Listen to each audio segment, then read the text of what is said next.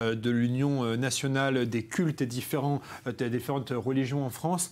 Je vous propose d'écouter quelques réactions de musulmans de France qui se sentent parfois stigmatisés après d'autres attentats en France commis par des co-religionnaires.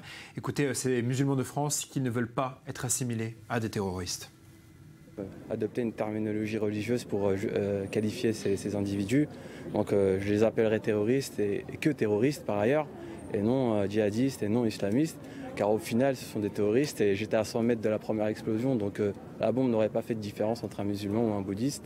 Donc à partir de là, oui, effectivement, ce sont des terroristes et mon interrogation et mes pensées vont vers la famille. Ils salissent l'islam, ils pensent même pas à leur famille, ces types-là. Toute leur famille est en garde à vue, là. Toute la famille du type qui...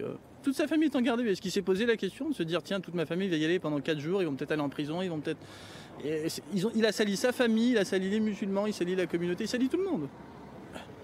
C'est évident. Il n'y a pas d'autre... On va pas être content de ce qui s'est passé. Personne ne... Enfin, si... Ça ne veut rien dire, les musulmans.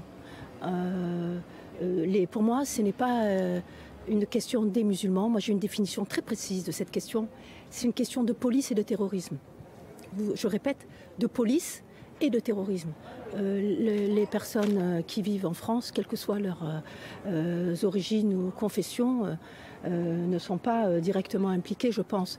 En revanche, je pense que les musulmans ont intérêt à avoir une vision, en tout cas à travailler, à faire en sorte que la religion ne se développe pas dans un vide de connaissances.